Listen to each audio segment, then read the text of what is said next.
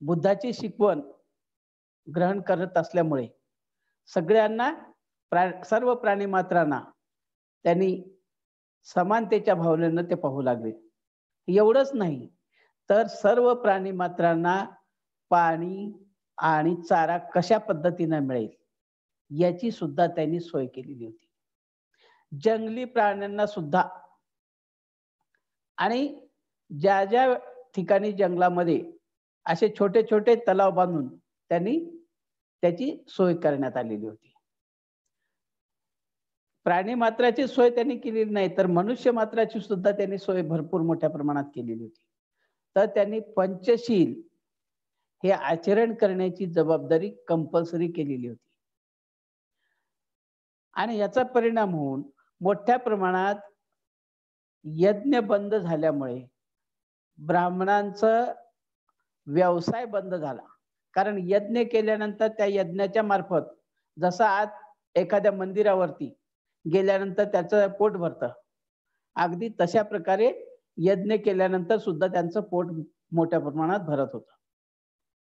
आणि मग ते यज्ञ बंद झाल्यामुळे त्यांचं पोट सुद्धा त्यांच्याकडे येणारा जो खजिना होता तो बंद झाला. आणि त्याच्यामुळे या देशामध्ये 134 वर्ष ब्राह्मणांना शूद्रासारखं जीवन जगावं लागलं.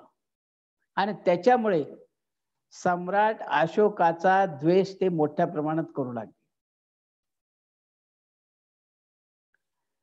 एवढा मोठा द्वेष केला की मौर्य घराण्यातला शेवटचा राजा नंद याची हत्या करून शुंगने स्वतः गादीवर बसला आणि त्याच्यानंतर ब्राह्मणांचं राज्य सुरू झालं. त्यानं एवढंच काम केलं नाही तर एका भिक्षूला मारून त्याची मुंडी नुसतं आणून दाखवलं तर त्याला सोन्याच्या 100 कार्शार्पण म्हणजे सोन्याच्या 100 मुद्रा हे देण्याचं त्यानं डिक्लेअर केलेलं होतं. आणि त्यामुळे सुद्धा मोठ्या प्रमाणात भिक्षूंच्या कत्तली झाल्या.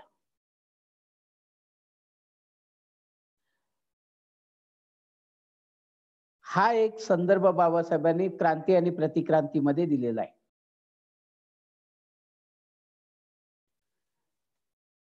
त्याचबरोबर सम्राट अशोकाचा एवढा मोठा प्रचार झालेला असताना बौद्ध धर्माचा एवढा मोठा प्रचार केला की 84,000 स्तूपाची निर्मिती केली.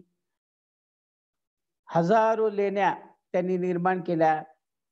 लेण्याचा जर विचारच केला तर नुसत्या केवळ महाराष्ट्राचा जर आपण विचार केला तर महाराष्ट्रामध्ये 1200 बौद्ध लेण्या येतात. किती? 1200. आणि त्या 1200 पैकी 800 बौद्ध लेण्या ह्या बौद्धांच्या आहेत. 200 लेण्या हिंदूच्या आहेत आणि 200 लेण्या जैनांच्या आहेत.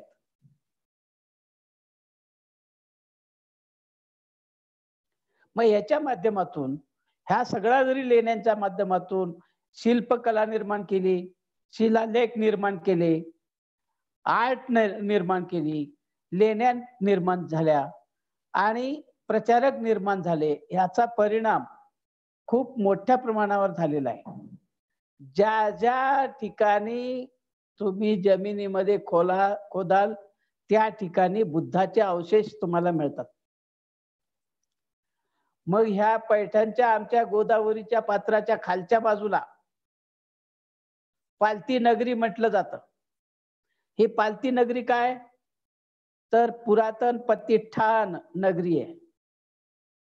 आणि ती नगरी कोणती आहे तर ती बुद्धाच्या बौद्ध धर्माची नगरी आहे. बावरी नावाचा ब्राह्मण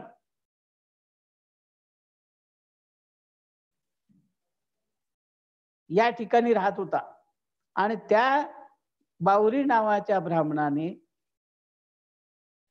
ब्राह्मणात हा खर तर मूळ आणि कंद याच्यावरती आणि फळावरती जीवन जगत होता. मग दुसरा एक ब्राह्मण आला आणि त्यानं त्याला शाप दिला.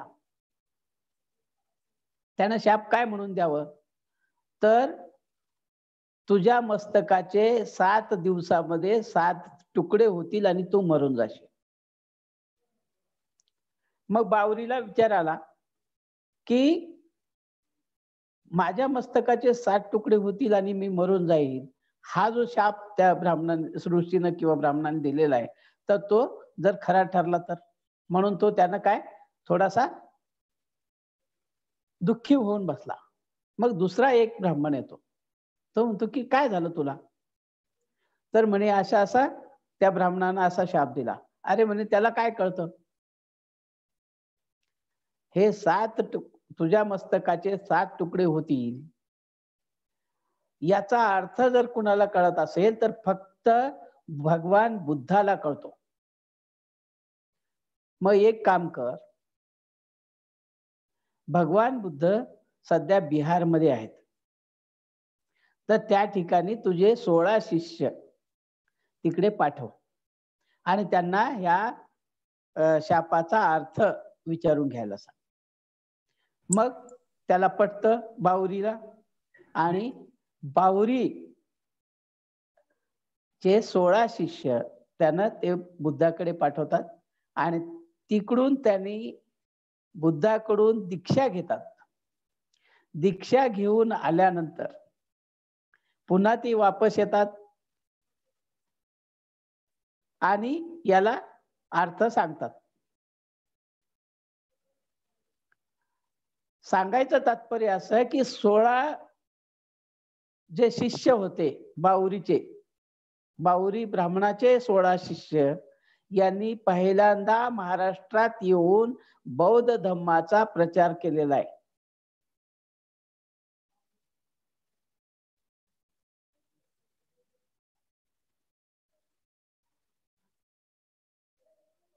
हा क्रांती म्हणजे खरं तर धम्म क्रांती हे अशा पद्धतीनं विकसित झालेली आहे सम्राट अशोकाची. सर्व समाजानं 62 पंथ आपण सूचिरत्नच्या प्रवचनातून ऐकलेलं आहे. 62 पंथ होते की जे हिंदू वैदिक धर्माला त्यागून ते स्वतंत्ररित्या विकास करण्याचा विचार करत होते. ते 62 पंथ होते. परिव्राजक कोणी व्हायचे, कोणी श्रमण व्हायचे आणि कोणी परिव्राजकाच्या माध्यमातून ते काम करत होते. वैयक्तिक सत्य शोधण्याचा प्रयत्न करत होते. आणि त्या मार्गामध्ये हे बावरीचे सुद्धा ब्राह्मण लोक सगळे आलेले होते आणि त्यांनी त्याच्या पद्धतीनं काम केलं आणि त्यांच्याच माध्यमातून पतिठाण असो, तगर असो, उस्मानाबाद जवळ तेर बाजूला आहे, फक्त 18 किलोमीटरवर. त्या ठिकाणी तगर आज सुद्धा तिथं जर उत्खनन चालू आहे सध्या, तर त्या ठिकाणी 200 बुद्धाच्या अवशेष, बुद्धकालीन अवशेष 200 एवढे सापडलेले आहेत. महाराष्ट्र शासनानं एक छोटस त्या ठिकाणी म्युझियम तयार केलेलं आहे. त्या म्युझियम मध्ये सगळ्या वस्तू ठेवलेल्या आहेत. तिथून पुढे सन्नती आहे जवळजवळ 135 किलोमीटरवर,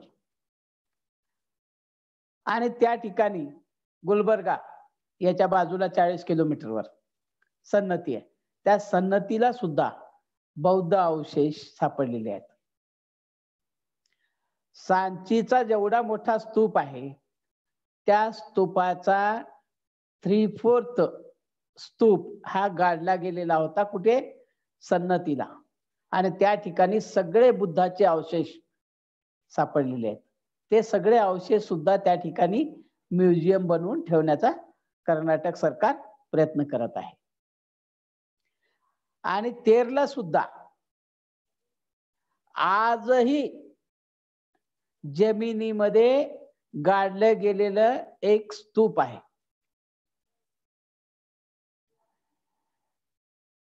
त्या ठिकाणी जसा सांचीचा स्तूप आहे त्याच्यात पुन्हा या ठिकाणी सुद्धा तेरला सुद्धा 75% म्हणजे 75% भाग एवढा मोठा स्तूप हा या ठिकाणी गाडला गेलेला आहे.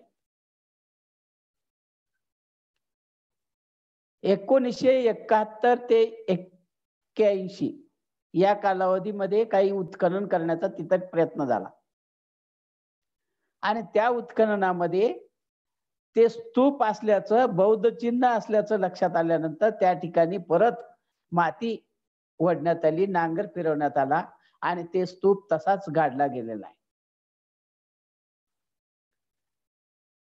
त्या ठिकाणी आमचे एक जोशी म्हणून आहे, त्यांचा एक मळा आहे बाजूला. कारण आजूबाजूला पद्मसिंह पाटलांनी सुद्धा आमच्या त्या आपला जे काही हे जे अवशेष सापडतात त्याच्या बाजूला सगळी जमीन कुणाची आहे तर पद्मसिंह पाटला साहेबांची आहे. मग त्याच्या बाजूलाच एक जोशीची मळा आहे, त्या ठिकाणी सुद्धा एक विहीर आहे, छोटासा हौद आहे. त्या हौदामध्ये 108 प्रकारचे छिद्र आहेत आणि त्याच्यामधून त्या ठिकाणी येतं. 108 ह्याचा संदर्भ मी याच्यासाठी सांगत आहे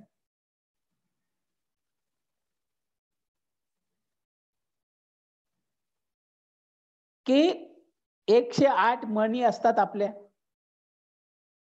108 छिद्र आहेत. त्या ठिकाणचे बुद्ध मूर्ती सापडली, माळा सापडल्या आणि त्या सगळ्या माळा आर्कॉलॉजी डिपार्टमेंटनं मूर्ती आर्कॉलॉजी डिपार्टमेंटनं संरक्षित करून ठेवण्यासाठी घेऊन जाऊ म्हणून त्यांनी त्यांच्या ताब्यात घेतलं आणि त्याचं काय झालं ते आम्हाला काही माहित नाही. संदर्भ याच्यासाठी मी सांगत आहे की थोडं आपण जरी मला हे थोडं आपल्या बाजूला विषयाच्या थोडं वाटत असलं तरी आपण तिथं जाणार आहोत, हे माहित पाहिजे आपल्याला. आपल्या आजूबाजूला आहे ते उत्तरेश्वराचं एक मंदिर आहे तिथं. कुठे? तेरला. एकदम छोट मंदिर आहे, एक 20 बाय 20च्या आकारामध्ये हे मंदिर आहे. 20 बाय 20च्या एवढ्या आकारात एक छोट मंदिर या त्या ठिकाणी आहे. त्या उत्तरेश्वराच्या चौकटीवर लाकडाची चौकट आहे उत्तरेश्वराच्या मंदिराची. त्या मंदिराच्या चौकटीवर सेंटरला बुद्धाचं चित्र अवतरलेलं आहे, चिन्हांकित केलेलं आहे, कोरलेलं आहे. आणि त्या मंदिराच्या चौकटीचा आकार कारल्याच्या स्तूपाच्या चौकटीचा जो आकार आहे तोच कारल्याची लेणी, लक्षात घ्या, बौद्ध लेणी आहे, त्या ठिकाणी जो स्तूप आहे त्याला लाकडी चौकट आहे आणि त्या लाकडी चौकटीचा आकार तेरच्या उत्तरेश्वराच्या मंदिराच्या चौकटीचा आकार आणि अमरावती, आंध्र प्रदेशातील अमरावती या ठिकाणी सुद्धा बौद्ध स्तूप आहेत. त्या स्तूपाच्या चौकटीचा आकार हा एकच आहे आणि ती चौकट सुद्धा आर्कॉलॉजी डिपार्टमेंटनं त्या ठिकाणी जे म्युझियम आहे तेरला, त्या म्युझियम मध्ये उत्तरेश्वराच्या चौकट ठेवण्यात आलेली आहे.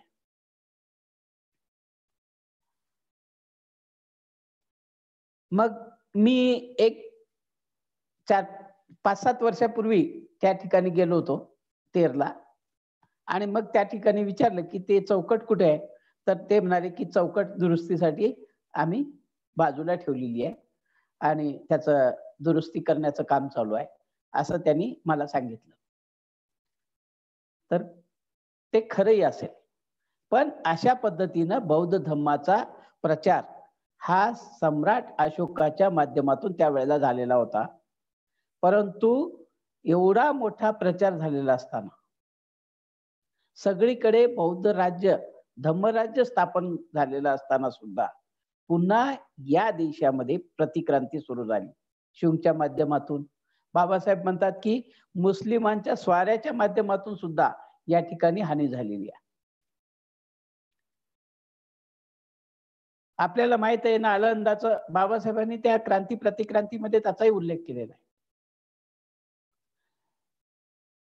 त्या ठिकाणी ज्या ठिकाणी मुस्लिम इथं आले त्यावेळेला त्यांना वाटलं की हे विहारात राहणारे, शिवरवर राहणारे लोक हे या देशाचे सैनिक आहेत असं त्यांना वाटलं.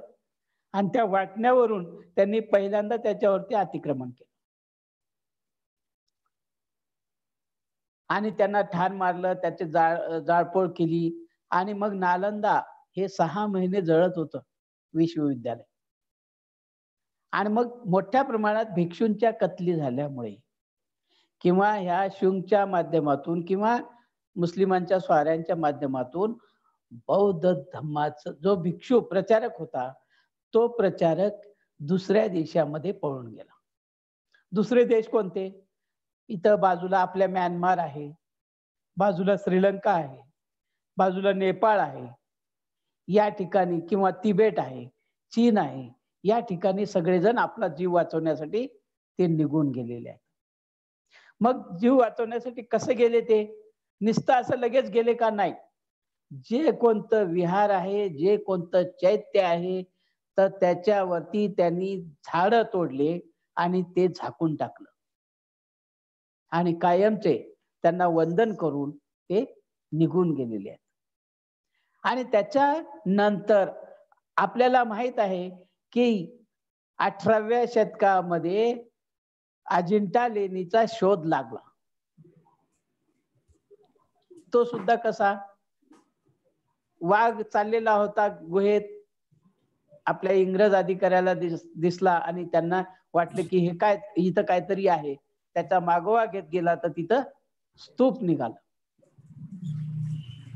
आणि मग सगळी लेणी, आज 34 लेण्या समोर आल्या. हळूहळू प्रत्येक अशाच लेण्या आलेल्या आहेत. आणि अशा एवढ्या मोठा धम्मप्रचार सम्राट अशोकाच्या माध्यमातून झाल्यानंतर सुद्धा प्रतिक्रांती झालेली आहे.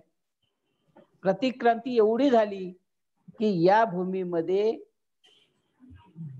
बुद्धाचं नाव घेणारा एकही माणूस 1200 वर्षे राहिला नाही. अनागारिक धर्मपाल येईपर्यंत, म्हणजे थोडक्यात 1891 पर्यंत, बाबासाहेबांच्या जन्माच्या वेळेपर्यंत लक्षात घ्या.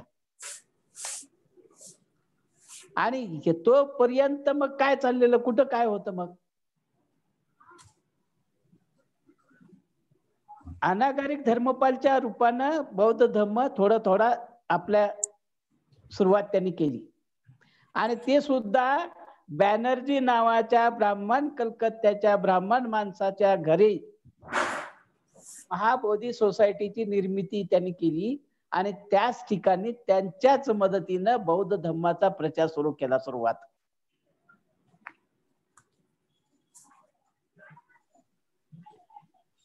मी ह्याच्या कशासाठी सांगत आहे ब्राह्मणाचं नाव सारखं सारखं, की ब्राह्मणांचा द्वेष बौद्ध धम्मानं कधीच केलेला नाही.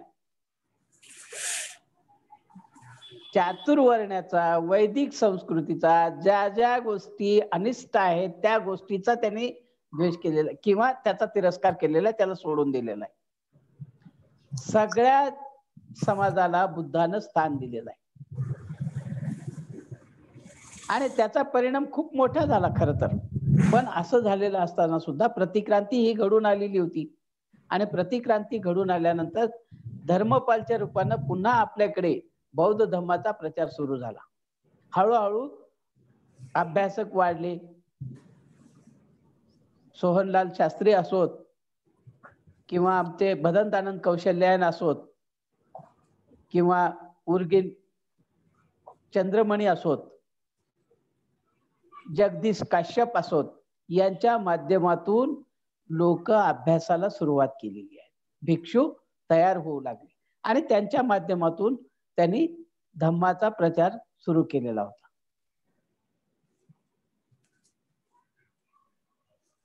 जगदीश काश्यप तर वैदिक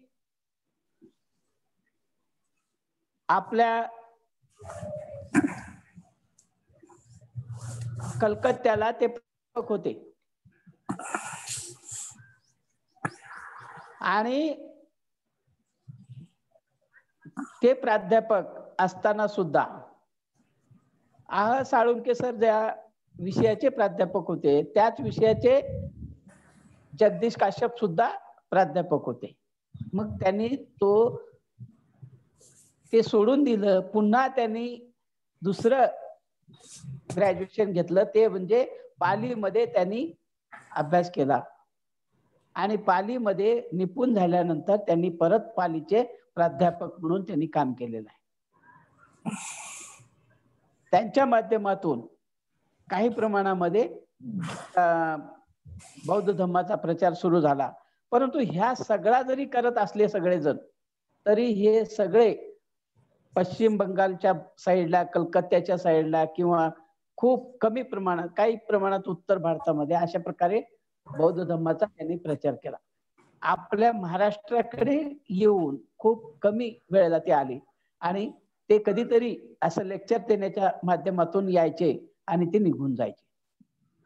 या ठिकाणी खूप मोठा प्रभाव त्यावेळेला झालेला नव्हता आणि त्यामुळं बाबासाहेब ज्या वेळेला धर्मांतर करत होते त्याच्या आधी केवळ 3 ते 4 हजार लोक फक्त बौद्ध होते. किती? 3 ते 4 हजार फक्त संख्येनं. मग त्याच्या आधी, त्याच्यानंतर 14 ऑक्टोबर 1956 ला जेव्हा बाबासाहेबांनी धर्मांतर केलं त्यावेळेला संख्या किती वाढली तुम्हाला माहित आहे की 5 लाख लोकांना घेऊन. हे कशामुळे सांगत आहे मी की बाबासाहेबांनी 5 लाख लोकांना लगेच कन्वर्ट केलं का? नाही. त्याच्या पाठीमागे जर आपण विचार केला तर बाबासाहेबांनी घोषणा कधी केलेली आहे? 13 ऑक्टोबर 1935 ला येवले मुक्कामी. मी हिंदू म्हणून जन्माला आलो असलो तरी हिंदू म्हणून मरणार नाही, ही घोषणा. ही घोषणा सुद्धा त्यांना का करावी लागली त्याच्या पाठीमागे खूप महत्वाचं कारण आहे की ही चातुर्वर्ण्य व्यवस्था, जाती व्यवस्था हे त्याला प्रमुख कारण आहे.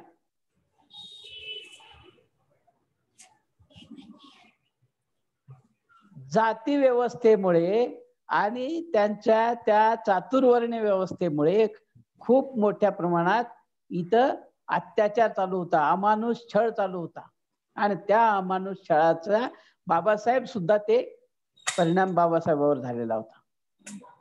आणि त्याच्यानंतर काय माहितीये का? अस्पृश्यता. महाडचा 14 तळ्याचा सत्याग्रह बाबासाहेबांनी केला. तर 14 तळ्याचा सत्याग्रह कशासाठी करावा लागला बाबासाहेबांना की या तळ्याचं पाणी इथल्या पशूंना मिळतं, मग आम्ही तर माणसं आहोत, माणसांनी आम्हाला मिळायला पाहिजे आणि त्या पाणी प्राशन करण्याचा आम्हाला अधिकार आहे आणि हे जगाच्या समोर कुठेतरी यावं, जगाच्या समोर त्यांनी सांगावं, याच्यासाठी तो कार्यक्रम राबवला होता बाबासाहेबांनी. मग तो कार्यक्रम झाला. मग कार्यक्रम झाल्यानंतर ह्या भटांनी काय केलं की धर्म बाटवायला निघालेले आहेत अशी आरोळी सोडली आणि मग आरोळी सोडून त्या ठिकाणी हे आता पाणी सुद्धा बाटलं. कोणतं? ह्या 14 तळ्याचं. बाबासाहेबांनी स्पर्श केल्यामुळे पाणी बाटलं म्हणून मग आता ते पाणी शुद्ध कसं करायचं, तर शुद्ध करण्याची प्रक्रिया ही ब्राह्मण धर्मामध्ये खूप मोठ्या प्रमाणात सांगितली आहे. तर कसं, तर 114 घागरी पाणी त्याच्यातलं काढलं, बॅलर मध्ये टाकलं आणि त्या बॅलर मध्ये गायचं शेण आणि मूत्र हे टाकलं त्याच्यात आणि वैदिक मंत्राचं पठण करून ते पाणी पुन्हा त्या तळ्यात सोडलं आणि ते तळ शुद्ध झालं असं म्हणून डिक्लेअर केलं. आणि ही गोष्ट बाबासाहेबांना आपल्या त्यांच्या कार्यकर्त्याच्या माध्यमातून मुंबईला कळाली. मग बाबासाहेबांनी लगेच निर्णय घेतला की असं आहे का, ठीक आहे, काय हरकत नाही, मग आपण त्याचाही कार्यक्रम आपण लावू. मग त्याच्याबरोबर मग बाबासाहेबांनी लगेच ठरवलं की काय हरकत नाही, आपण आता त्याचा कार्यक्रम चांगलाच लावला पाहिजे. आणि मग बाबासाहेबांनी ही शिकवण, हे शुद्ध करण्याची, पाणी शुद्ध करण्याची शिकवण ज्या ग्रंथामध्ये आहे, तो ग्रंथ कोणता आहे, कोण सांगितलेला आहे, तर ते मनुस्मृतीमध्ये उल्लेख आहे त्याचा. आणि मग त्या मनुस्मृतीचं दहन करण्याचं काम बाबासाहेबांनी ठरवलं आणि त्या ठिकाणी जागतिक आध्यात्मिक दिवसाचं औचित्य साधून 25 डिसेंबर 1927 ला, म्हणजे त्याच वर्षी त्यांनी मनुस्मृती दहनाचा कार्यक्रम आयोजित केला. आणि मग तो मनुस्मृती दहनाचा कार्यक्रम सुद्धा ब्राह्मणांच्या हस्ते त्या मनुस्मृतीचं दहन करण्यात आलं. लक्षात घ्या. म्हणजे थोडक्यात सांगायचं काय की ब्राह्मण सुद्धा बाबासाहेबांच्या विचाराचे मोठ्या प्रमाणात होते. या ठिकाणी एम.बी. चिटणीस ब्राह्मण होते, सहस्रबुद्धे ब्राह्मण होते, कितीतरी नावं घेता येतील आपल्याला, आत्रे ब्राह्मण होते. हे सगळे बाबासाहेबांच्या विचाराचे होते. बाबासाहेबांचा विचाराचा प्रभाव त्याच्यावरती पडलेला होता आणि ते बाबासाहेबांच्या सोबत काम करत होते. ते कुणीही दूर गेलेले नाही. ते कायम शेवटपर्यंत, त्यांच्या शेवटच्या श्वास असेपर्यंत बाबासाहेबांच्या सोबत राहिले. मग ह्या सगळ्यांच्या माध्यमातून बाबासाहेबांनी मनुस्मृतीचं दहन केलं. त्याच्यानंतर 1935 ला त्यांनी धर्मांतराची घोषणा केली आणि 1936 ला लगेच दुसऱ्या वर्षी, म्हणजे 35 ऑक्टोबरला घोषणा केली आणि 31 ते 1 जून, 31 मे ते 2 जून पर्यंत त्यांनी एक परिषद मुंबईला भरवली. धर्मांतराची जी घोषणा केलेली आहे त्या घोषणेचा परिणाम लोकांमध्ये, माझ्या कार्यकर्त्यावर किती झालेला आहे, आपल्या लोकांवर किती झालेला आहे, लोक किती प्रमाणात त्याला पाहण्याचा प्रयत्न केलेला आहे, काय समजलेलं आहे त्याच्यातलं, हे पाहण्यासाठी त्यांनी ती परिषद घेतलेली होती. आणि त्या परिषदेमध्ये बाबासाहेबांनी धर्मांतराची पुन्हा एकदा स्पष्ट कल्पना लोकांना देतात. धर्मांतर आपल्याला कशासाठी करायचं आहे? सुखाचा संसार करायचा असेल तर धर्मांतर करा, संघटन प्राप्त करायचं असेल तर धर्मांतर करा, स्वातंत्र्य मिळवायचं असेल तर धर्मांतर करा, समता मिळवायची असेल तर धर्मांतर करा. ह्या अशा अनेक गोष्टी बाबासाहेबांनी त्या परिषदेमध्ये सांगितलेल्या होत्या. आणि ह्याच्यातून स्पष्टपणे क्लिअर केलं होतं की आपल्याला आता पुढे धर्मांतर करावाच लागणार आहे. कारण ह्याचा परिणाम असा झाला की धर्मांतर करणं म्हणजे ह्या गांधीनं असं म्हटलं होतं की आंबेडकर, धर्मांतर करणं म्हणजे कपडे बदलण्यासारखी गोष्ट नाही, परंतु मला गांधीला स्पष्टपणे सांगायचं आहे की कपडे बदलण्यासारखीच गोष्ट धर्मांतर म्हणजे आहे. का? तर त्या विचारातून या विचारात जाणं आहे, मनाचे विचार बदलणं आहे, आदर्शाला स्वीकारणं आहे. दुसरा दगडाचे 33 कोटीचे आदर्श फेकून देऊन फक्त बुद्धाला अनुसरण आहे. किंवा त्यावेळेला बुद्धाचं जरी बाबासाहेबांनी त्या परिषदेमध्ये सुद्धा बुद्धाचं नाव घेतलेलं आहे. आनंदाचा आत्मदीप भवचा संदर्भ देऊन आपण आपल्या ग्रंथोत्सव मध्ये पाहिलेला आहे की आत्मदीप भवचा संदर्भ भगवंताचा तो बाबासाहेबांनी दिलेला आहे. म्हणजे बाबासाहेबांचा प्रत्येक पाऊल हे बौद्ध धम्माकडे आहे. असं असताना सुद्धा बाबासाहेबांनी क्लिअर केलेलं नव्हतं एकदम. फक्त ते विचारांची प्रक्रिया चालू होती. मग अनेक लोकांनी आमिषे दाखवलेली होती. शीख धर्मामध्ये या, मुस्लिम धर्मामध्ये या, ख्रिश्चन धर्मामध्ये या, परंतु बाबासाहेब फक्त त्यांचं ऐकत होते. काय करायचं हे स्पष्टपणे त्यांचा अभ्यास चालू होता आणि बौद्ध धर्माचं खूप सखोल चिंतन ते करत होते. आणि या चिंतनातून पुढे बाबासाहेबांनी म्हटलं की 14 सम्राट अशोकानं लाखो लोकांना जसं घेऊन आलं, त्याच्यानंतर या भूतलावर पूर्ण पृथ्वीवर लाखो लोकांना एक कन्व्हर्जन करणारा, धर्मांतर करून घेणारा एकही माईचा लाल निर्माण झाला नाही सम्राट अशोकाच्या नंतर आजपर्यंत, बाबासाहेबांच्या धर्मांतराच्या दिवसापर्यंत.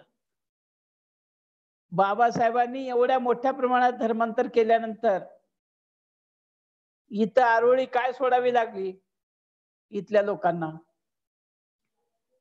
की एक राजकीय माणूस बौद्ध धर्माचं धर्मांतर करत आहे. लाखो लोकांचं धर्मांतर केल्यानंतरही त्याची प्रसिद्धी जाईल जागतिक लेवलवर. का तर जागतिक लेवलवर काय करण्यात आलं की एक राजकीय माणूस बौद्ध धर्माचा स्वीकार करत आहे. याचा अर्थ याच्यातून काय निघू लागला की एक माणूस बौद्ध धर्माचा स्वीकार करत आहे आणि तोही राजकीय माणूस. बौद्ध धर्माचा 5 लाख लोकांना घेऊन स्वीकार करत आहे असा प्रचार हा केला नाही आणि त्याचा परिणाम सुद्धा आपल्या ह्याच्यामध्ये झाला. खरं तर ह्याच्या पूर्वी बाबासाहेबांनी खूप धम्म परिषदा अटेंड केल्या. सिलोनची आहे, ब्रह्मदेश म्यानमारची आहे, ब्रह्मदेशची आहे, नेपाळची आहे आणि याच्या माध्यमातून सुद्धा त्या ठिकाणी बौद्ध धर्माचा प्रचार करण्यासाठी तुम्ही आमची भूमी आता खूप तयार आहे आणि त्या ठिकाणी तुम्ही केवळ आता प्रचारक आणून तुम्ही त्या ठिकाणी प्रचार करायचा आहे. बी लावायचं, बी सध्या भूमी तयार आहे आमची वाढण्यासाठी. पण असं असताना सुद्धा जगातला कुठलाही धर्मप्रचारक भिक्षू बाबासाहेबांच्या या आवाहनाला प्रतिसाद दिला नाही. का तर बाबासाहेब आपल्याला माहित होतं इथे भारतामध्ये अस्पृश्य लोकांमध्ये आर्थिक अतिशय एकदम खालचे दरीवर आहेत आणि त्यामुळे त्याच्याकडून प्रचार होणार नाही. त्यामुळं तुम्ही प्रचार करण्यासाठी आर्थिक मदतही द्या आणि मनुष्यबळ पण द्या असं बाबासाहेबांनी आवाहन केलेलं होतं श्रीलंकेमध्ये, म्यानमारमध्ये, नेपाळमध्ये. पण तिथल्या लोकांनी, तिथल्या भिक्षूंनी, त्या बौद्ध परिषदेतल्या लोकांनी त्याला प्रतिसाद दिला नाही. धर्मांतराच्या नंतर त्यांचे ऋणानुबंध किंवा त्यांचे रिलेशन आपले वाढायला पाहिजे होते. इथल्या बाबासाहेबांच्या चळवळीला त्यांनी धरायला पाहिजे होतं, परंतु ते धरलं नाही आणि त्याच्यामुळे बाबासाहेबांची धम्मक्रांती पुढे जाऊ शकली नाही. हे एक कारण आहे. पुन्हा दुसरं महत्वाचं कारण, बाबासाहेबांनी ही धम्मक्रांती केल्यानंतर केवळ 7 आठवड्यामध्ये बाबासाहेबांचं महापरिनिर्वाण झालं आणि त्या 7 आठवड्यापैकी सुद्धा जवळपास 1 आठवडा बाबासाहेबांनी तिकडे भगवान बुद्धाचं दर्शन घेण्यासाठी सारनाथला बोधगयाला त्या ठिकाणी गेले आणि त्या ठिकाणी त्यांचे व्याधी जास्त प्रमाणात त्रास झाला आणि मग त्यांना दिल्लीला जावं लागलं. हे सगळा पुढचा 7 हप्त्याचा वेगळा विषय होऊ शकेल. परंतु एक मला सांगायचं आहे की 7 हप्त्यामध्ये बाबासाहेबांचं महापरिनिर्वाण झाल्यामुळे बाबासाहेबांच्या धम्मक्रांतीला गती येण्यापेक्षा त्याला खीळ बसली. बाबासाहेबांची धम्मक्रांती यशस्वी होण्यासाठी बाबासाहेबांनी खूप आटोकाट प्रयत्न केलेले आहेत. 1935 पासून ते शेवटपर्यंत. हा हिंदू कोड बिलाचा सुद्धा त्याचाच पार्ट आहे तो. बोधिसत्व माणूस हा जातीमध्ये अडकलेला नसतो. जातीविहीन समाजाची रचना करायची होती बाबासाहेबांना आणि जातीविहीन समाजाची रचना करण्यासाठीच बौद्ध धर्माचा स्वीकार त्यांनी केलेला आहे. त्या ठिकाणी जाती आहेत का? नाही. मग ज्या जातीमधून येत आहेत त्या जाती सुद्धा काहीच नसलं पाहिजे आणि म्हणून ते जातीविहीन समाजाची रचना करण्यासाठी इथं खूप मोठ्या प्रमाणात काम बाबासाहेबांनी केलं. आणि अशा पद्धतीनं बौद्ध धर्माचा प्रचार झाल्यानंतर, स्वीकार केल्यानंतर आपल्या भारतामधून विशेषतः प्रशिक्षित माणसं तयार होणं गरजेचं होतं. परंतु प्रशिक्षित माणसं तयार झाले का? नाही. त्यावेळेला एका 13 ऑक्टोबर 1956 श्याम हॉटेलमध्ये एका पत्रकारानं बाबासाहेबांना प्रश्न विचारला होता. बाबासाहेब, बौद्ध धर्म तुम्ही स्वीकारला, परंतु तुम्ही ते बौद्ध धर्माचे प्रचार आणि प्रसार कसं करणार आहेत? त्यावेळेला त्याच्या खोचक प्रश्नाकडे बघून बाबासाहेबांनी काय उत्तर द्यावं माहितीये का? ते काय करायचं हे माझ्या पोतडीत भरून ठेवलेलं आहे. तू त्याचा विचार करू नको. मी जी कृती केलेली आहे, करत आहे ते योग्य आहे आणि त्याच्यानंतर त्याचा प्रचार आणि प्रसार कसा करायचा ते मी ठरवेन. ते सगळं मी माझ्या पोतडीत भरून ठेवलेलं आहे. याचा अर्थ काय? की बाबासाहेबांनी ऑलरेडी प्रशिक्षित कशा प्रकारे बौद्ध धर्माचा प्रचार आणि प्रसार करावं हे स्पष्टपणे लिहून ठेवलेलं आहे. बौद्ध धर्माचा प्रचार आणि प्रसार करण्यासाठी उपासकांच्या माध्यमातून प्रचारक निर्माण करावेत, स्पष्टपणे बाबासाहेबांनी सांगितलेलं आहे. आणि मग असं का म्हटले बाबासाहेबांनी? त्याला कारण आहेत. बौद्ध धर्म नष्ट जसा झाला तर त्याला काय कारणीभूत होतं? तर भिक्षूवर पूर्णपणे बौद्ध धर्माचा प्रचाराची जबाबदारी असल्यामुळे भिक्षूंना जेव्हा मारण्यात आलं किंवा ते बाहेरच्या देशात गेले त्यावेळेला इथं सांगणारा माणूसच कोणी उरला नाही भिक्षूंचा बुद्धाचा विचार. आणि त्यामुळं ते लोक पुन्हा ये रे माझ्या मागल्या किंवा त्या ब्राह्मण संस्कृतीकडे, वैदिक धर्माकडे, 33 कोटीकडे आपोआप वळले, असं बाबासाहेबांनी त्या प्रतिक्रांतीमध्ये लिहिलेलं आहे. मग ती गोष्ट पुन्हा कधीच होऊ नये, या भूमीमधून बुद्धाचा धम्म कधीही नष्ट होऊ नये याच्यासाठी ही कृती केलेली बाबासाहेबांनी सांगितलेलं आहे. त्याचं कारण परत ते बाबासाहेब सांगतात की ब्राह्मणाचा धर्म का नष्ट झाला नाही? फक्त बुद्धावरच त्यांनी अतिक्रमण केलं का मुस्लिमांनी? नाही, त्यांनी त्यांच्यावरही केलं, परंतु ब्राह्मण जे होते ते फक्त देवळामध्ये 1 ते 1.5 घंट्यासाठी जायचे आणि उरलेले 22.5 घंटे ते त्याच्या कुटुंबामध्ये कौटुंबिक जीवन जगत होते, घरी राहायचे. आणि घरी राहत असल्यामुळं ते वाचले आणि भिक्षू कायमस्वरूपी निवासी विहारात राहत असल्यामुळं त्यांच्या कत्ली झाल्या किंवा ते पळून गेले आणि त्यांच्या समाजाची नाळ तुटली. आणि ब्राह्मणांची नाळ का जोडली गेली? तर ते कौटुंबिक जीवन जगत असल्यामुळे. हे एक कारण देतात. त्याच्यानंतर प्रोटेस्टंट पंथाचं सुद्धा देतात आताच. इंग्लंडमध्ये ख्रिश्चन धर्मावरती अरिस्ट आल्यानंतर त्या ठिकाणी सुद्धा प्रोटेस्टंट पंथ निर्माण झाला. त्या ठिकाणी सुद्धा सिव्हिल वरती ख्रिश्चन धर्माचा पाद्री निर्माण करण्यात आले. त्याच्या मार्फत ख्रिश्चन धर्माचा प्रचार करण्याचं त्यांनी ठरवलं आणि त्याचा परिणाम खूप मोठ्या प्रमाणात त्या ठिकाणी झाला.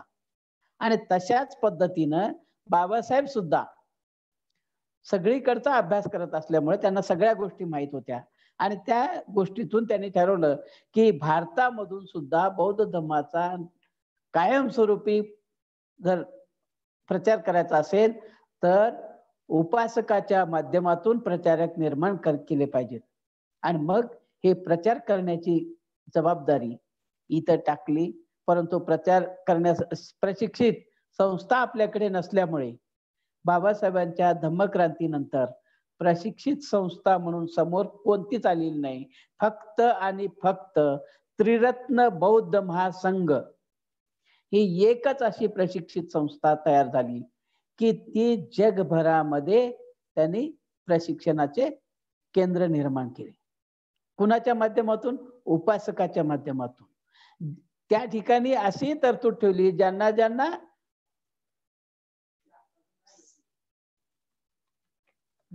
ज्यांना एलोकेसा ब्रह्मचर्याचं पालन करायचं आहे ते सुद्धा लोक त्या ठिकाणी राहू शकतात, परंतु त्याची सर्वस्व जबाबदारी त्यांची वैयक्तिक असेल. ते सुद्धा विहारातून किंवा ज्या ठिकाणी प्रशिक्षण संस्था आहे त्याच ठिकाणी त्यांना राहावं लागेल. ह्या बंधन करून त्यांना ठेवण्यात आलेलं आहे. परंतु सगळेच्या सगळे जास्तीत जास्त जवळजवळ 99% लोक हे या ठिकाणी कोण आहेत? तर उपासक आहेत. कौटुंबिक जीवन जगणारे लोक आहेत आणि कौटुंबिक जीवन जगणाऱ्या लोकांमधून हे प्रशिक्षण संस्था त्रिरत्न बौद्ध महासंघानं निर्माण केलेली आहे. उर्गेन संघरक्षिताच्या माध्यमातून. उर्गेन संघरक्षितांचे सुद्धा जे त्यांना श्रामणेर दीक्षा देणारे गुरु जर कोणते असतील तर ते चंद्रमणीच आहेत. 1949 ला त्यांनी दीक्षा दिलेली आहे बनतेंना. आणि तेव्हापासून ते इथं भारतामध्ये त्यांचा जे काही जो विसा असेल तो फाडून टाकला आणि भारतामध्ये त्यांनी वास्तव्यात राहिलेले आहेत केवळ बौद्ध धर्माच्या आकर्षणासाठी. आणि याच्या माध्यमातून इथं प्रशिक्षण संस्था जगभरात निर्माण केली बनतेनी. आज जवळजवळ आपण 52 देशामध्ये बौद्ध धर्माचा प्रचार आणि प्रसार करणाऱ्या संस्था त्यांनी निर्माण केल्या आणि त्यांच्या माध्यमातून त्या ठिकाणी कार्य चालतं. मग इथं सुद्धा आपल्याला करायसाठी गरज खूप आहे. बाबासाहेबांची ही धम्मक्रांती यशस्वी करण्यासाठी खूप मोठ्या प्रमाणात लाखो प्रशिक्षित लोक लागतात, लक्षात घ्या. आणि लाखो प्रशिक्षित लोकांच्या माध्यमातूनच बाबासाहेबांची धम्मक्रांती यशस्वी होऊ शकते. का? तर आज खूप मोठ्या प्रमाणात त्याची गरज आहे. प्रत्येक ठिकाणी बाबासाहेबांची धम्मक्रांती अयशस्वी कशी होईल याच्याकडे वाटचाल चालू आहे. मग ही सगळी जबाबदारी बाबासाहेबांच्या अनुयायावर पडते. मग बाबासाहेबांचे अनुयायी प्रामाणिकपणे बाबासाहेबांनी कुठलीच गोष्ट न शिकवता गेलेली नाहीये. त्यांनी तो धम्म ज्या वेळेला दिला ना त्यावेळेला 22 प्रतिज्ञा सुद्धा दिल्या. त्या 22 प्रतिज्ञेमध्ये पंचशील पण दिलेला आहे, दशशील पण दिलेला आहे, अष्टांग मार्ग पण दिलेला आहे, सगळ्या गोष्टी दिलेल्या आहेत. आणि एवढंच नाही तर बाबासाहेब म्हणतात की बौद्ध धम्माचा प्रचार आणि प्रसार करणं ही मानव सेवा आहे. एवढं पोटतिडकीनं सांगून जाणारा बोधिसत्व हा एकमेव आहे खरं तर. मग त्या बोधिसत्वाचे आपण पाईक म्हणून आपल्यावर जबाबदारी एकच आहे, फक्त पंचशील पालन करण्याची. मग पंचशील पालन करतो का आपण? तर त्याचं उत्तर असं आहे, भीमनगर घ्या, जिथं जिथं आंबेडकर नगर घ्या, रमाबाई नगर घ्या, कोणतं जिथं जिथं आपले वसाहती आहेत त्या वसाहतीमध्ये जाऊन बघा, सगळ्यात जास्त दुकानं तिथं त्याच्या विरुद्ध लागतील पंचशिलाच्या. पहिल्या शिलाच्या विरुद्ध सगळ्यात जास्त जर दुकानं जर कुठं लागतील तर त्या ठिकाणी लागतील मांसाहाराची. दारूची दुकानं तिकडेच लागतील. सगळ्यात जास्त गावठी दारू पाहिजे असेल तर तेही घ्या. जास्त पिणारे लोक कोणते आहेत? बाबासाहेबांचे अनुयायी. मला टीका करायची नाही बाबासाहेबांच्या अनुयायावर, परंतु माझे पोटतिडकीने मला एकच सांगायचं आहे की केवळ पंचशिलाचं पालन करण्याची जबाबदारी बाबासाहेबांनी आपल्यावर दिलेली आहे. आणि ही जबाबदारी आपण प्रामाणिकपणे जर पेललो तर ही धम्मक्रांती यशस्वी होऊ शकते. आज धम्मक्रांती मागे का चाललेली आहे? त्याच्या मागे कोण आहे? तर जे लोक धम्माचं आचरण करीत नाहीत तर ते धम्मक्रांतीवर आरूढ असतील तर ते धम्मक्रांती यशस्वी होईल का? नाही होऊ शकणार. मग आपल्याला हळूहळू एक एक शील आपल्याला प्रामाणिकपणे आचरण करायचं आहे. खरं तर सगळ्याच गोष्टी सोडून द्या, सगळंच काही बदला, हे तर तसंच अपेक्षित आहे बाबासाहेबांना. अहो बाबासाहेब तर आपण तर इथं गल्लीत भीमनगर सारख्या ठिकाणी, आंबेडकर नगर सारख्या ठिकाणी राहतो, परंतु बाबासाहेब अमेरिकेत असताना, इंग्लंड मध्ये असताना त्या ठिकाणी ह्या सगळ्या पेयाच्या पूर्ण 100-100, 200-200, 500-500 बाटल्या राहायच्या. वेगवेगळ्या देशाचे पेय राहायचे तिथे. पण त्याच्याकडे बाबासाहेबांची दृष्टी गेली का? कधीही गेली नाही. आपण बाबासाहेब सुचिरत्नाच्या प्रवचनातून ऐकलंय की बाबासाहेब इंग्लंड मध्ये असताना दररोज 16 पुस्तकं वाचायचे, कारण त्या ग्रंथालयामध्ये नोंद आहे तशी. म्हणून त्या नोंदीवरून हॅरी नरकेने आणि त्यांनी हे शोध काढलेला आहे. खरं तर त्यांचं पुण्यानुमोदन करतो मी की या ठिकाणी खरं तर बाबासाहेबांच्या त्या ठिकाणी बाबासाहेबांनी काय कृती केलेली आहे? अहो भूक लागायची परंतु पैसा काहीच राहायचा नाही खिशात. मग शेवटी काय करायची? 1 कप दूध आणि 1 पावचा तुकडा खाऊन बाबासाहेब दुपारचं जेवण त्याच्यात भागवायचे. शाहू महाराजांनी जी काही आणि गायकवाड महाराजांनी जी बडोद्याच्या महाराजांनी जी बाबासाहेबांना स्कॉलरशिप दिली, ते स्कॉलरशिप सुद्धा बंद झालेली होती काही दिवस. मग बंद झाल्यानंतर त्या स्कॉलरशिप मधूनच बाबासाहेबांनी वापस यायचं ठरवलं. वापस येताना बाबासाहेबांचे विचार बघा, 200 पुस्तकं पाठवायचे होते भारताला. मग ते बुद्धाच्या विचाराचे, बाबासाहेबांच्या कॉन्स्टिट्यूशनचे, सगळे काही जागतिक बाबासाहेबांना जे जे आवडले ते सगळे 200 पुस्तकांचा संच बाबासाहेबांनी तयार केला आणि त्या बोटीमध्ये टाकून दिला. मग त्याचं इन्शुरन्स काढलं आणि ती बोट भारताकडे पाठवली ते जहाजाने. आणि मग जहाज ते बुडालं आणि ते पुस्तकही गेले. मग बाबासाहेबांनी त्याच्यावरती इन्शुरन्स काढलेला असल्यामुळे, विमा काढलेला असल्यामुळे त्या विम्याचे परत ते सगळे पुस्तक पैसे भेटले आणि त्या पैशातून पुन्हा ते पुस्तकं भारतामध्ये आल्यानंतर त्यांनी मागवले किंवा खरेदी केली. तर सांगायचं तात्पर्य असं की बाबासाहेबांनी त्या ठिकाणी एवढे मोठे पेय असताना सुद्धा त्या पेयाकडे लक्ष न देता, कुठलंही व्यसन होतं का बाबासाहेबांना? कुठलंही व्यसन नव्हतं बाबासाहेबांना. मग काय माहित नव्हतं का? सगळं माहित होतं. परंतु बाबासाहेबांनी कधीही तंबाखूचा आस्वाद घेतला नाही किंवा कुठल्याही व्यसनाकडे त्यांनी पाहिलेलं नाही.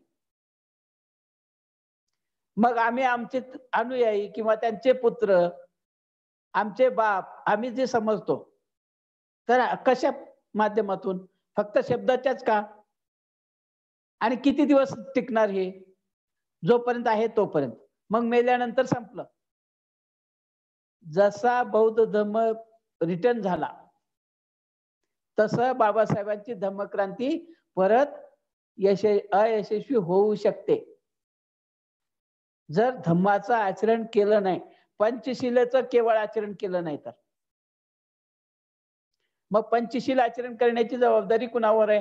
तर आपल्यावरती, प्रत्येकावर. जो जो म्हणून बाबासाहेबांचा अनुयायी किंवा त्या विचाराचा माणूस म्हणून मानेल, त्या त्या माणसाची जबाबदारी पहिल्यांदा आहे. आणि म्हणून त्यांनी काय केलं पाहिजे? त्यांनी काय गोष्टीचं पालन केलं पाहिजे? स्वतःवर केंद्रित झालं पाहिजे, स्वतः विचार केला पाहिजे आणि बाबासाहेबांची ही जी धम्मक्रांती आहे ती यशस्वी करण्यासाठी विचार केला पाहिजे. पुन्हा या भूमीमध्ये धम्म राज्य निर्माण करण्याची जबाबदारी सुद्धा कुणाची आहे? तर केवळ भिक्षूची नाही आहे. आज मी स्वतः पाहतो 71 पासून ते आतापर्यंत कितीतरी भिक्षू झाले. भिक्षूंच्या माध्यमातून बौद्ध धम्माचा प्रचार काही पौर्वात्य देशामध्ये काही प्रमाणात आहे, परंतु तिथेही तेवढ्या प्रमाणात तेच पूर्ण सगळ्याला स्वीकारतात. तसं भारतामध्ये तसं नाही आहे. भारतामध्ये जसं इथं ब्राह्मण लोकांनी फक्त हिंदू धर्माचा प्रचार केला पाहिजे, सगळ्या धर्माचा, देवाचे ते मंदिरामध्ये पूजा अर्चा करण्याचा अधिकार त्यांना जसा आहे, तसा अधिकार इथं भिक्षूंना देण्यात आलेला आहे. परंतु तसं नाही आहे. बाबासाहेबांनी स्पष्टपणे सांगितलं, दरेकाने दरेकाला दीक्षा देण्याचा अधिकार मी बहाल करतो. 15 ऑक्टोबर 1956 आणि मग त्याच्यामुळे भारतामध्ये सुद्धा उपासकांचा संघ निर्माण झाला. आणि आता 1980च्या नंतर दिसायला लागले कोण? बौद्धाचार्य. तर त्याच्या माध्यमातून सुद्धा, उपासकाच्या माध्यमातून धम्माचा प्रचार करण्याचा प्रयत्न ते करत आहेत. बौद्धाचार्यांना कुठं प्रशिक्षण संस्था आहे त्यांची, कुठं प्रशिक्षण दिलं जातं याच्याबद्दल मला काही जास्त माहिती नाही, परंतु प्रशिक्षित माणूस बौद्ध धम्माचा प्रचार करू शकतो. जर प्रशिक्षित नसेल तर काय होईल? तर एखादा बौद्धाचार्य हातात तंबाखू घेईल आणि बौद्ध धम्माचा प्रचार करेल, पूजा अर्चा करेल. होते का असं? मला टीका करायची नाही, परंतु अनेकदा असं मी पाहतो. आणि ही गोष्ट तेवढी संयुक्तिक नाही. धम्म प्रचाराच्या माध्यमातून ते प्रशिक्षित प्रचारक होऊ शकत नाही. प्रशिक्षित प्रचारक हा असा आहे की स्मृतिवान जर बनायचं असेल तर नियमितपणे ध्यान करणं आवश्यक आहे. आणि ध्यानाची संकल्पना त्रिरत्न बौद्ध महासंघाने खंबीरपणे राबवलेली आहे. प्रत्येक धम्मचार्याला कंपल्सरी 1 तास कमीत कमी ध्यान करावं, 40 मिनिटं ध्यान करावं असं बंधनकारक आहे.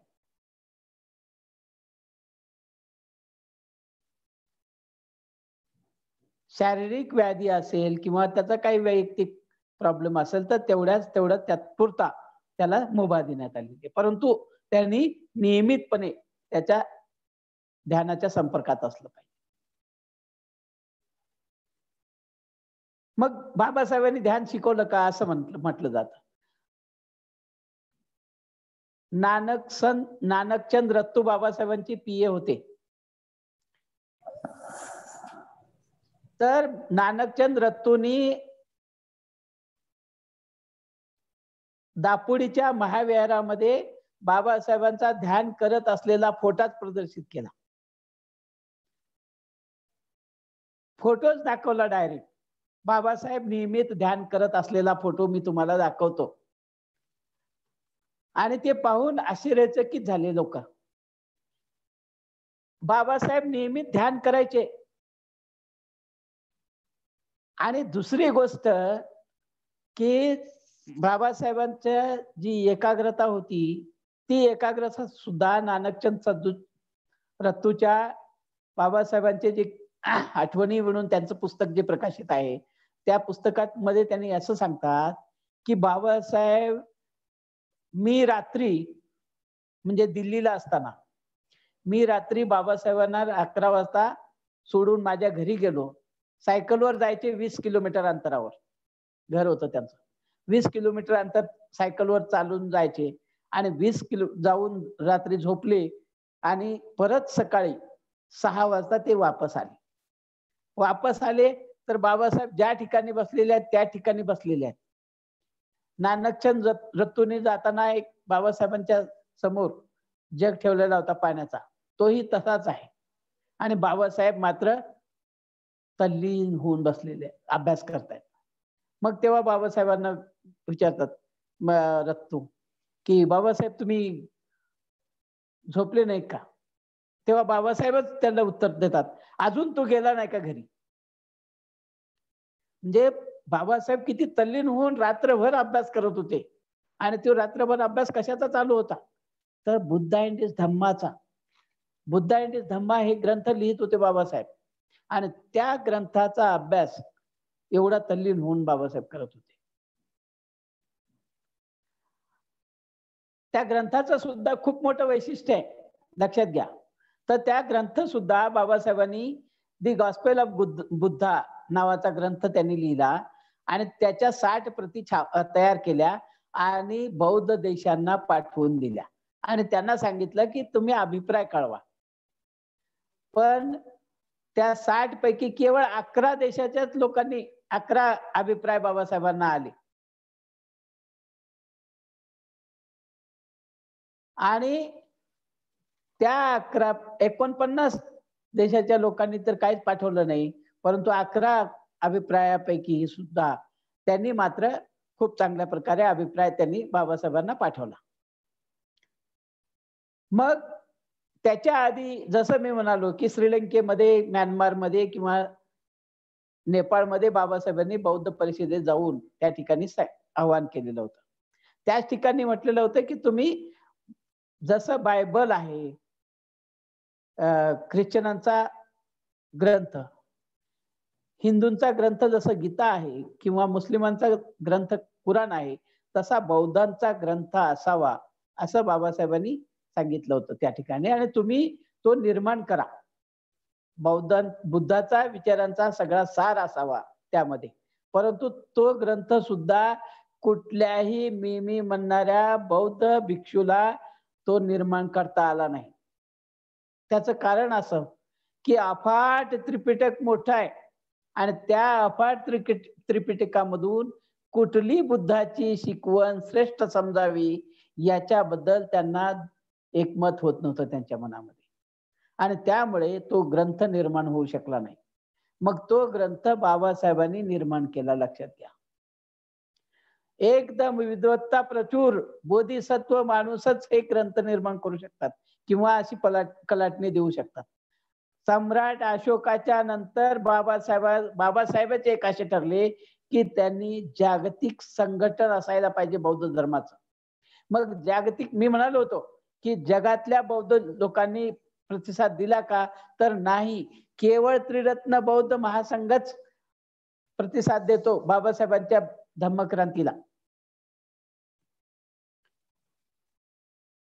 मग जगातले बौद्ध लोक बाबासाहेबांच्या धम्मक्रांतीला उचलून धरले का? इथल्या बौद्ध लोकांना मदत करतात का? नाही, हे उत्तर आहे खरं तर. आणि याच्यातून धम्मक्रांती जेवढी यशस्वी व्हायला पाहिजे तेवढी यशस्वी होत नाहीत. एक कारण.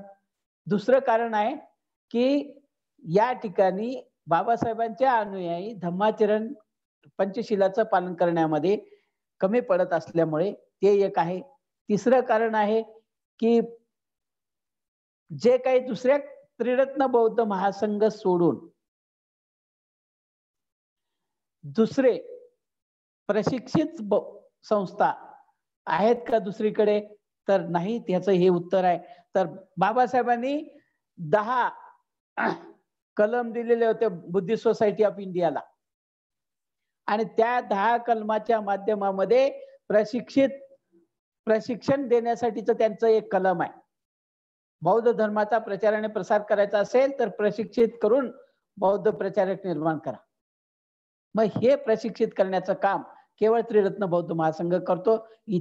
इतरांकडे ती प्रशिक्षणाची जबाबदारी नसल्यामुळे बौद्ध धर्माचा प्रचार करण्यामध्ये एक मोठ्या प्रमाणात अडसर निर्माण झालेला आहे.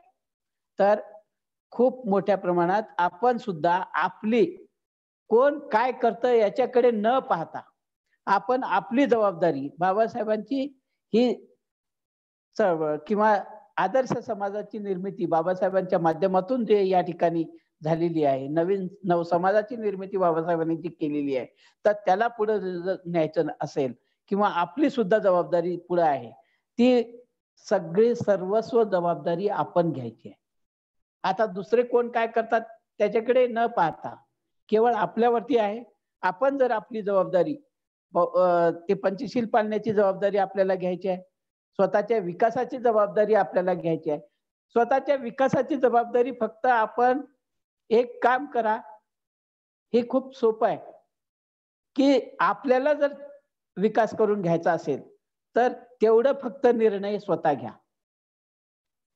सध्या त्रिरत्न बौद्ध महासंघाच्या माध्यमातून सगळ्या जगामध्ये प्रशिक्षण देण्याची पद्धत आपण सुरू केलेली आहे. तर त्या ठिकाणी फक्त जायचंय आणि तिथं फक्त त्या ठिकाणी ऐकून घ्यायचंय, त्यांच्याबरोबर काम करायचंय. तर त्रिरत्न बौद्ध महासंघ सुद्धा बाबासाहेबांच्या प्रत्येक विचार, बाबासाहेबांची प्रत्येक गोष्ट आम्ही जगाच्या पुढे नेण्यासाठी आम्ही कटिबद्ध आहोत. 200 धम्मचारी म्हणजे आपल्या भारतामध्ये बौद्ध धर्माचे प्रचारक आहेत आणि त्याच्या माध्यमातून ही चळवळ चालू आहे. जगभरातले सुद्धा सुबुती सारखे लोक, सुबुती आमचे प्रमुख आहेत, पण ते सुद्धा बाबासाहेबांच्या पावलावर पाऊल टाकून बाबासाहेबांची ही धम्मक्रांती यशस्वी होण्यासाठी आटोकाट प्रयत्न करत आहेत. 6 महिने भारतात, 6 महिने भारताच्या बाहेर, अशा प्रकारे ते त्यांचं काम चालतं. आणि ते काम सुद्धा खूप मोठ्या जगभरातले बौद्ध लोक सुद्धा आपल्या ह्या त्रिरत्न बौद्ध महासंघाच्या माध्यमातून जोडले गेलेले आहेत आणि त्याच्या माध्यमातून सुद्धा आपण काम करत आहोत. केवळ स्वतःची जबाबदारी विकासाची स्वीकारायची आणि त्या ठिकाणी येऊन थांबायचं. आपोआप विकास होतो. कसा होतो तर माझ्याच माध्यमातून मी सांगतो.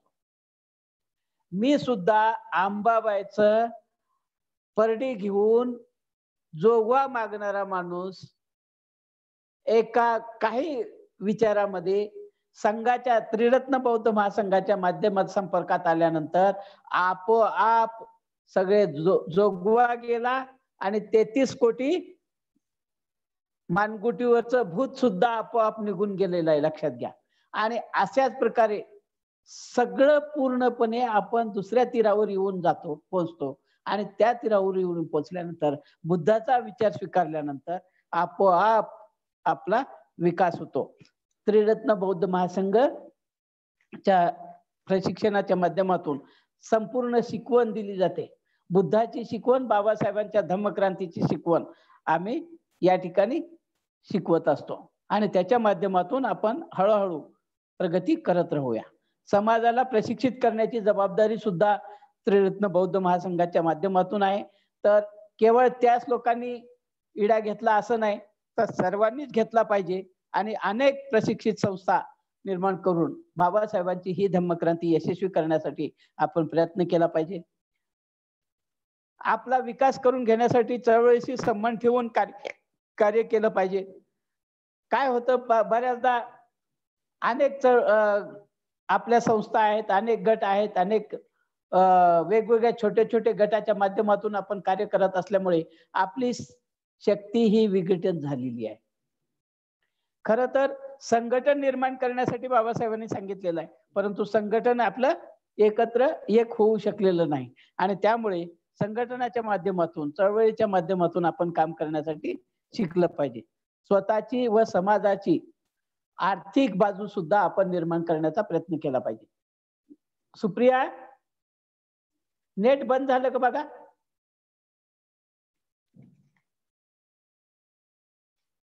सत्यवीर बोला बोला, चालू आहे. Okay okay. आवाज येतो तुमचा. ओके ओके, धन्यवाद, थँक्यू. तर याच्या माध्यमातून आपण आपल्या स्वतःच्या समाजाची आणि आपली आर्थिक बाजू सुद्धा विकसित करण्यासाठी आपण प्रयत्न केला पाहिजे. स्वतःची आणि समाजाची आर्थिक बाजू कशी आहे आपल्याला माहित आहे, आपला समाज. आणि त्याच साठी बाबासाहेबांनी शिका, संघटित व्हा, संघर्ष करा हा नारा आपण दिलेला होता. आणि ही गोष्ट सुद्धा खूप महत्वाची आहे, कारण शिकल्यामुळे आपली आर्थिक बाजू, आपली विकास होऊ शकतो आणि ह्या गोष्टी सुद्धा प्रगती होऊ शकते. आणि आज जगामध्ये खूप मोठ्या प्रमाणात आर्थिक दरी कोसळते का काय अशा प्रकारे परिस्थिती निर्माण झालेली आहे. परंतु ह्या कोविडच्या माध्यमातून खरं तर जग खाली येतं का काय अशा प्रकारे वाटत आहे. परंतु जगाचे नियम आहे की पुन्हा वर येणं आणि खाली जाणं. अर्थशास्त्राचा नियमही तसाच आहे. आणि त्यामुळे ज्या काही गोष्टी घडतील त्याला आपण सर्वस्व जबाबदार राहूया आणि आपली प्रगती आपण केलं पाहिजे. बौद्ध संस्कृती सुद्धा आपण निर्माण झाली पाहिजे आपली. कारण जे काही आज जी संस्कृती निर्माण झालेली आहे, आमच्या पूर्वजांनी इसवी सनाच्या 6व्या शतकापर्यंत आपला हा विकास झालेला आहे. जे काही शिल्प निर्माण झालेले आहेत, ज्या काही लेण्या निर्माण झालेल्या आहेत, जे काही शिलालेख लिहिलेले गेलेले आहेत, जे काही आपण पाहतो ते सगळं कधीच आहे, इसवी सन 6व्या शतकापर्यंत आहे, त्याच्या आधीच. त्याच्यानंतर आपण काय केले का? काही केलं नाही. फक्त दीक्षाभूमी आणि आताचा आमचा गुलबर्ग्याचा सिद्धार्थ विहार एवढं जर सोडलं तर दुसरं काही निर्माण झालंय का आमच्याकडून? कुठेही निर्माण झालं नाही. आमच्याकडे निर्माण काय होते, एकदम छोटे गल्ली बोळामध्ये विहार निर्माण होतात. परंतु त्या ठिकाणी काय चालतं, त्या ठिकाणी सगळे पत्ते खेळणं किंवा इतर गोष्टी करणं, जुगार करणं, ह्या गोष्टी चालतात. आणि जर ते झालं की मग त्याला कुलूप लागलं जातं. कुठेतरी त्या स्थानिक पातळीवरचा कार्यकर्ता असतो आणि त्याच्याकडे त्याच्या चाव्या असतात आणि त्याचं अस्तित्व अबाधित ठेवण्यासाठी तो तिथली चावी कुणाला इतरांना देण्याचा विचार करत नाही.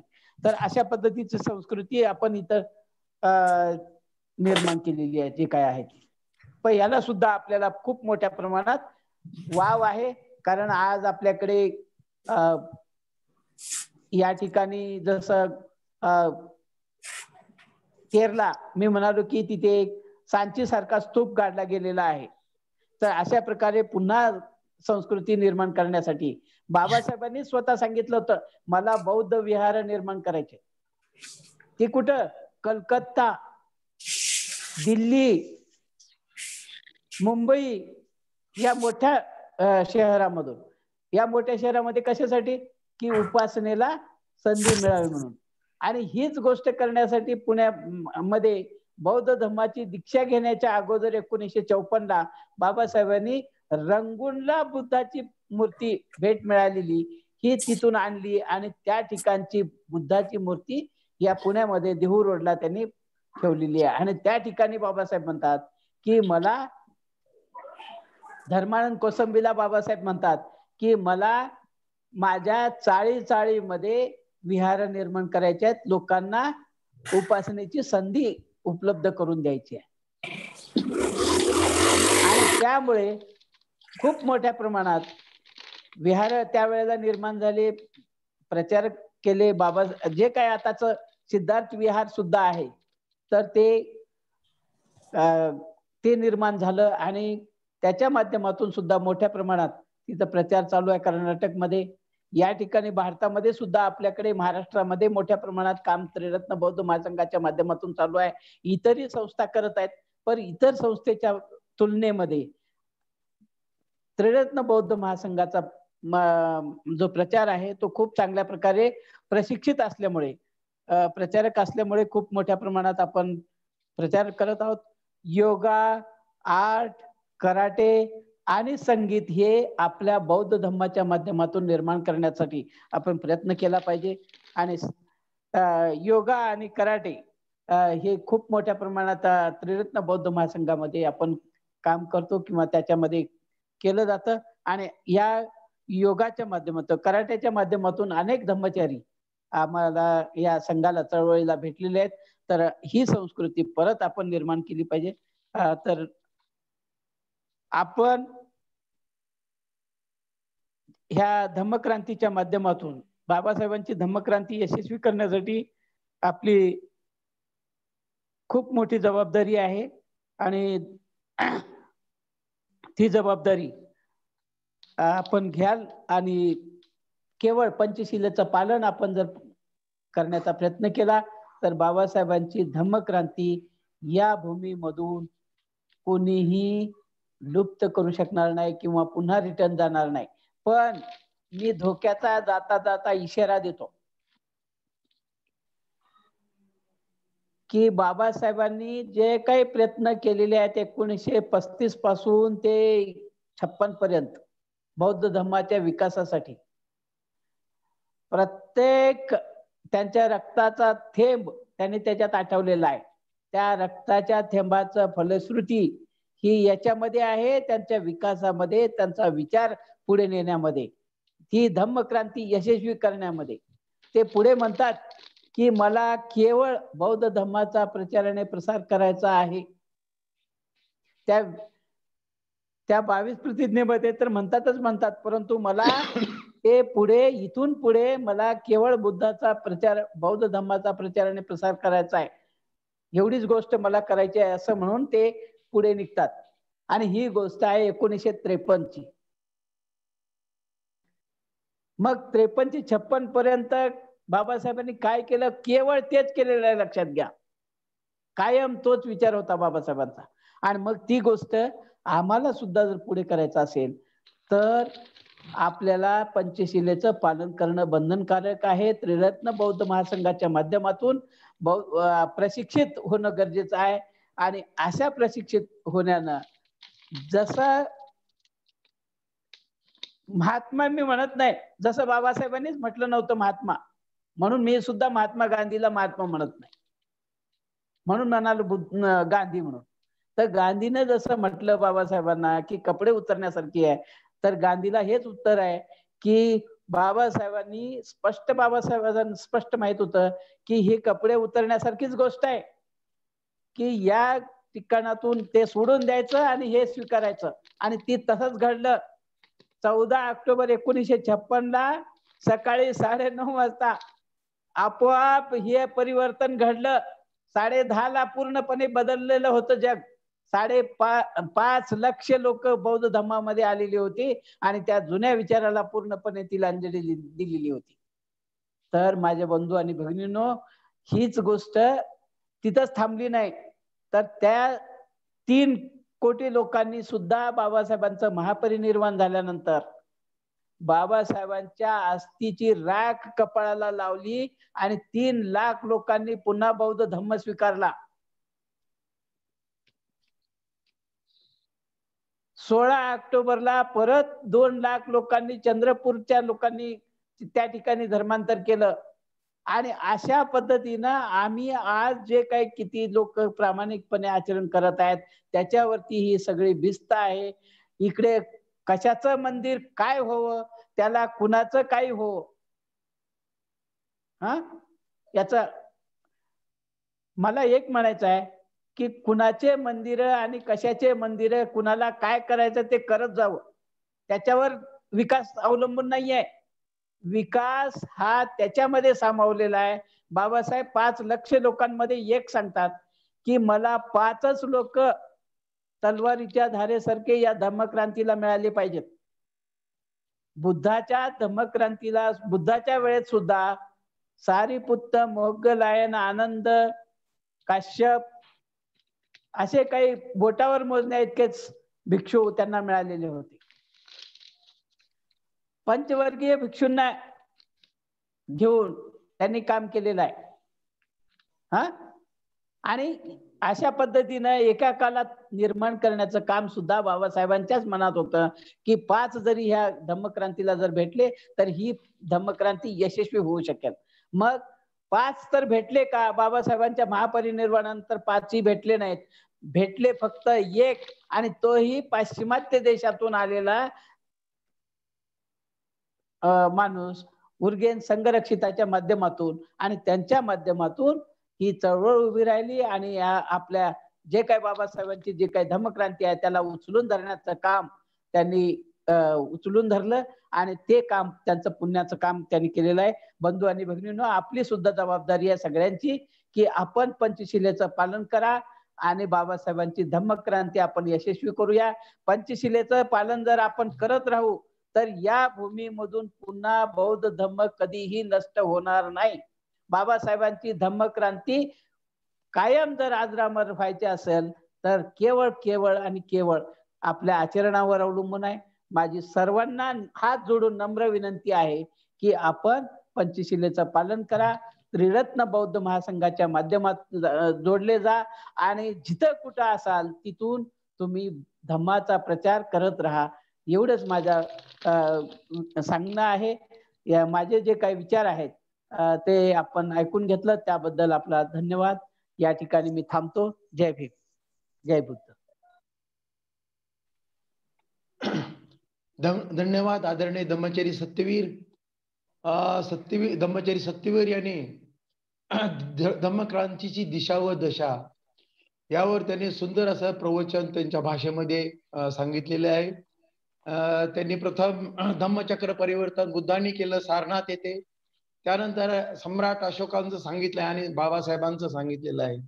तर हे धम्मक्रांती त्यांनी यशस्वी करण्यासाठी त्यांनी अनेक असे उदाहरण दिलेले आहेत. तसेच आपणास पण त्यांनी आवाहन केलं आहे की आपण जर धम्माचा प्रचार प्रसार करायचा असेल तर प्रथम आपण आचरण केलं पाहिजे, आपल्यामध्ये परिवर्तन झालं पाहिजे, अशा प्रकारे त्यांनी आवाहन केलेलं आहे. तर आदरणीय धम्मचरी सत्यवीर यांचा आपण 3 टाळ्या वाजवून त्यांचं पुण्यानुमोदन करूया.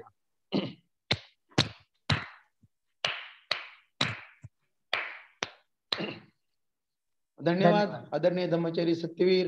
आणि आपण सर्वांनी ह्या ऑनलाईन जनरल वर्गामध्ये प्रवचन ऐकलं त्याबद्दल सर्वांना मी धन्यवाद देतो. सर्वांचं पुण्य अनुमोदन करतो आणि शेवटी धम्म पालन गाथा घेऊया. सर्वांनी हात जोडायचं. सब पाप सकरण कुशल सतीत परियोदपणं बुद्धान शासनं धम्मं